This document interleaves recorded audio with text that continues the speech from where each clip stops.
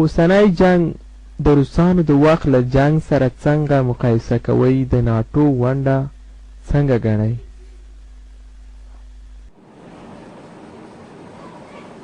دواړه جګړې د ماهیت او موخو له پلوه سره ورته دي، یوازې په څو مواردو کې توپیرونه لري. روسان له شماله راغلل او غوښتل یې په جنوب کې تودو اوبو ته ځان ورسوي او د خلیج د تیلو څاګان تر خپل ګواښ لاندې ونیسي. امریکایان له جنوبه راغلل او غواړي شمال ته ولاړ شي او د مرکزي اسیا ذخایر د روسانو له اوږې وباسي او د امریکایي کمپنیو په واک کې ورکړي. د روسانو شمیر 1,00,000 و او د دوی شمیر څه د باندې 40,000. مسکو د وارسا پکت غړي په هغه جنګ کې ښکېل کړل او واشنګټن ناټو ښکېل کړل. د روسانو تلفات په 10 کلونو کې څه د پاسه 40,000 مړي او زخمیان او نږدې 80 میلیارده ډالر جنګي لګښت. خو د امریکایانو ځاني تلفات د روسانو په پرتله نسبتا لږ دي، خو مالي لګښت یې څو برابره زیات دی. روسانو یو مضبوط سیاسي حزب او یو جنګي افغاني فوز په واک کې درلود چې امریکایان له دواړو محروم دي. یو امریکایي له ما نه وپوښتل که مجاهدین قدرت ترلاسه کړي آیا دوی به د مخدره موادو مخنیوی وکړي؟ ما ورته وویل هو، بې له شکه چې مخه به یې نیسي. مهرباني وکړئ ما ته ووایئ چې تاسو تګلاره به څه وي او څنګه به مخنیوی کوئ. ما هغه ته وویل د امریکایانو افغاني ملګري د مخدره موادو ستر قاچاقیان دي. د کرزي د ورور او د حضرت علي نوم مې ورته یاد کړل چې د امریکایانو ملګري دي او همدا کار کوي. تاسو به له دغو خلکو سره څه معامله کوئ؟ موږ مکرر ویلي او بیا هم وایو چې د مخدره موادو د کشف، تجارت او استعمال مخالف یو. نه غواړو زموږ د هېواد په هیڅ ګوټ کې هیڅ افغان د مخدره موادو په استعمال روږ دی او په غیر قانوني کشف او تجارت یې بوخت. خو دې هدف ته رسېدل د جګړې خاتمه او د یوه قوي مرکزي حکومت تشکیل ته ضرورت لري او دا دواړه هغه څه دي چې امریکایان او زموږ ګاونډیان یې نه خوښوي. همدا وجه ده چې تیر کال په هغه افغانستان کې چې امریکایان پرې حکومت کوي د مخدره موادو تولید 6,000 ټنو ته ورسېد. د امریکا افغاني ملګري او په خپله د دوی لوړپوړي افسران په دې ګنده دندې کې ککړ دي. د بهرنیو مرستو په اړه به ستاسو تګلاره څه وي؟ هغه مرستې چې د افغانستان د بیا ودانولو لپاره ورکول کیږي، کومو برخو ته به ترجیح ورکوئ؟ د برېښنا تولید، وړۍ صنعتي پروژې، سړکونه، بندونه، روغتونونه، ښوونځي. آیا په دې مواردو کې به د ښځو او نارینه‌وو ترمنځ تعادل او توازن په پام کې نیسئ که نه؟ ډېر افغانان اوس د غربي هېوادو د مرستو په اړه دا خبره کوي چې ستاسو له خیره بیزاره یو، شرمه رارسوي. ستاسو مرستې زموږ د هېواد د آبادولو لپاره نه بلکې د ورانولو لپاره دي.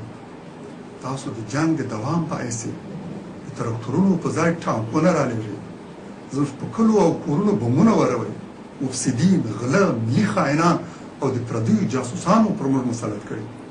له 6 کلونو تېرېدو وروسته هم ستاسو د بیا ودانولو نښې حتی په کابل کې هم نه تر سترګو کېږي. ستاسو مخکني ملګري شورویان هم له اروپا راغلل او همدا د بیا ودانولو کور، کالي او ډوډۍ شعارونه یې ورکول، خو موږ ته یې له مرګ، ژوبلې او ورانۍ پرته بل څه رانه. تاسو د هغوی په پل ګام ایښئ او هماغه څه کوئ چې هغوی کول. په ډېرو برخو کې هغوی تر تاسو ډېر ښه ول. ستاسو له بانکونو نه چې د افغانستان لپاره څه وځي، نو دا یا د افغانستان په ورانولو مصرفېږي یا د افغانانو په وژلو او یا د دوی په ګمراه کولو او یا ستاسو د جنرالانو او د دوی د افغاني غلو ملګرو ترمنځ ویشل کېږي.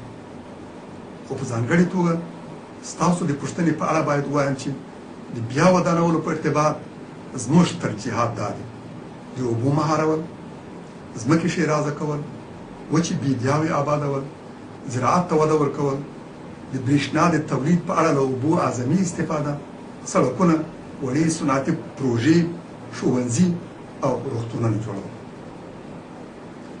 د ښځو ونډه به نه یوازې له نارینهوو سره برابره وي، بلکې په ډېرو مواردو کې به ښځو ته هغه امتیازات ورکول کېږي چې اسلام ورته منلي او موږ یې د نړۍ په هیڅ مکتب او نظام کې د هغه بېلګې نه ګورو. اسلام ښځو ته تر نارینهوو زیات امتیازات ورکوي. په افغانستان کې د ښکاره یا پټ مسیحي تبلیغ په اړه څه وایي؟ امید دی په دې اړه په واضح الفاظو کې خپل دریځ څرګند کړي.